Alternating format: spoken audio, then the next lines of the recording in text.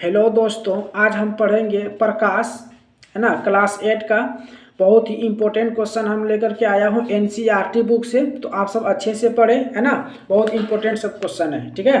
प्रकाश उसे कहते हैं जिसकी सहायता से हम कोई भी वस्तु को देख सकते हैं, उसे प्रकाश कहते हैं, है ना। अगर प्रकाश नहीं रहेगा, हमारे आंखों में अगर प्रकाश नहीं आएगा तो हम नहीं देख पाते, है ना। तो प्रकाश हमारे लिए क्या है, बहुत जरूरी है। जैसे क्या हो गया, बल्ब, है ना। जैसे सूर्य का प्रकाश हो गया, हम सबको बहुत ही जरूरी है। अगर सूर्य का प्रकाश, अगर सूर्य दिन में अगर नहीं दिखाई दे तो क्या हम सब कोई वस्तु को देख सकेंगे?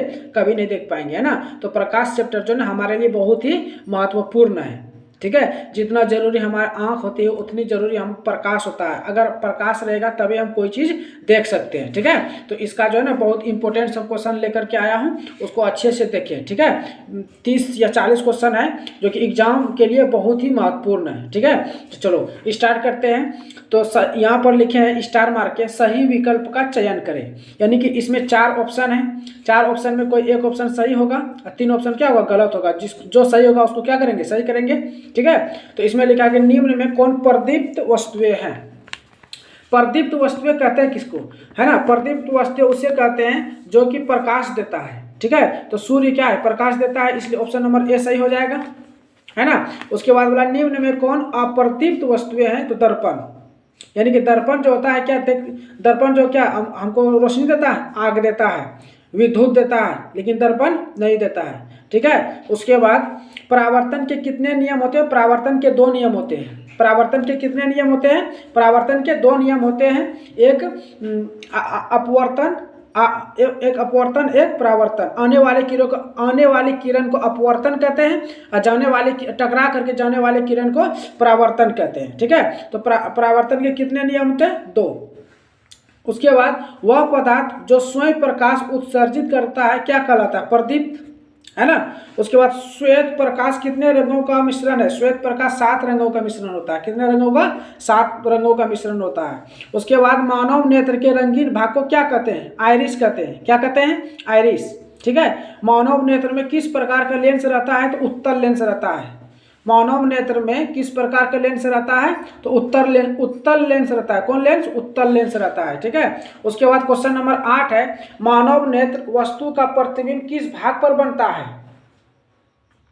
अच्छा से नहीं दिख रहा है, हाँ। मानव नेत्र वस्तु का प्रतिबिंब किस भाग पर बनता है, तो रेटिना पर। उसके बाद अगला क्वेश्चन नंबर 9 है कि आंख से दिव्यांग व्यक्ति के लिए कौन सी लिपि लोकप्रिय है, ब्रेल। क्या है, ब्रेल, ठीक है। उसके बाद अगला क्वेश्चन है कि आंख में प्रवेश करने वाली प्रकाश किरणों को कौन नियंत्रित करता है, तो पुतली करता है। कौन करता है, पुतली। बहुत ही इंपॉर्टेंट क्वेश्चन है ना ये क्वेश्चन, तो बहुत ही ज्यादा इंपॉर्टेंट क्वेश्चन है ये क्वेश्चन। मानव के सुस्पष्ट दृष्टि की न्यूनतम दूरी कितनी होती है, तो 25 सेंटीमीटर।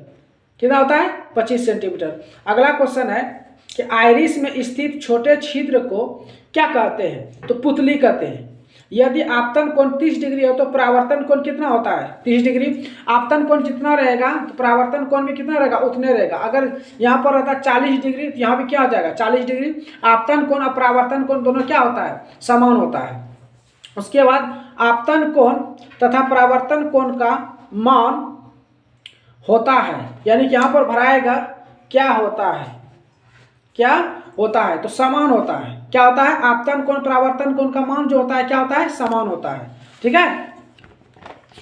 चलो अगला क्वेश्चन है, अगला क्वेश्चन कि अगर दो समतल दर्पण 90 डिग्री के कोण पर रखे हो, है ना, रखे हो, तो उनके बीच रखे वस्तु के प्रतिबिंब की संख्या कितनी होगी, 3 होगी। कितना होगा, 3 होगा, है ना।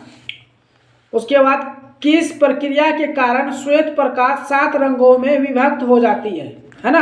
किस प्रकार के कारण श्वेत प्रकाश स्रोत रंगों में विभक्त हो जाती है, तो विक्षेपण प्रक्रिया के द्वारा। किसके द्वारा, विक्षेपण प्रक्रिया के द्वारा। जितने भी क्वेश्चन है हम जो है ना सुगापंखी कलर से इसको पेंट कर दिए हैं।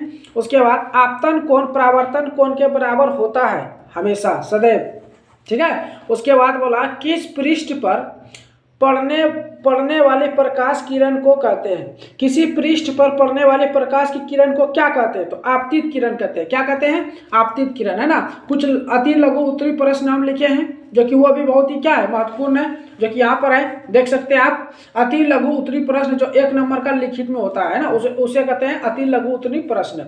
तो समतल दर्पण किस प्रकार के प्रतिबिंब बनाता है ना? तो आभासी या काल्पनिक कह सकते हैं। अच्छा, मानव नेत्र में किस प्रकार का लेंस रहता है? तो उत्तल लेंस। आइरिस में स्थित छोटे छिद्र को क्या कहते हैं? पुतली कहते हैं, है ना। किस प्रक्रिया के कारण श्वेत प्रकाश 7 रंगों में विभक्त हो जाती है? तो विक्षेपण प्रक्रिया। उसके बाद इंद्रधनुष के बनने के पीछे कौन सी प्रक्रिया निहित है? तो वर्ण विक्षेपण। अगला क्वेश्चन है, अगर दाहिने हाथ से लिखा जाए तो समतल दर्पण में बना प्रतिबिंब किस हाथ से लिखी प्रतीति? बाएं हाथ से। आप देखेंगे किसी समतल दर्पण में अगर हम लिखेंगे तो वो बाएं हाथ से दिखाई देगा। जैसे हो गया क्या, गाड़ी का शीशा, उसमें अगर लिखेंगे इधर से तो लगेगा उधर से, है ना, लगेगा बाएं हाथ से लिखे हैं। आप लिख करके देख लेंगे, घर में भी होगा शीशा। उसके बाद जब श्वेत प्रकाश को कांच की पुट्टी से गुजरने दिया जाए तो क्या होगा? कांच के पट्टी से गुजरने दिया जाए तो क्या होता है? वह मुड़ जाती है ना। जब श्वेत प्रकाश, जैसे सूर्य के कोई किरण आया आपके शीशा पे, तो शीशा पे जैसे सूर्य का प्रकाश आया, ऑटोमेटिक आपस फिर मुड़ जाता है कुछ डिग्री बना के, है ना। उसके बाद बोला अगला क्वेश्चन, मानव नेत्र के विभिन्न भागों के नाम लिखिए। मानव नेत्र के विभिन्न भाग, देखो रेटिना होता है, लेंस भी होता है, आइरिस भी होता है, कॉर्निया भी होता है ना, और तंत्रिका भी होता है ना। ये सब क्या था? बहुत ही इंपॉर्टेंट क्वेश्चन था, है ना। तो दोस्तों को शेयर करें, खुद भी पढ़ें, है ना। अब वीडियो को शेयर करें, सब्सक्राइब करें, है ना। कमेंट बॉक्स में कमेंट लिखिए हमारा वीडियो कैसा लगा, है ना। तब तक के लिए जय हिंद।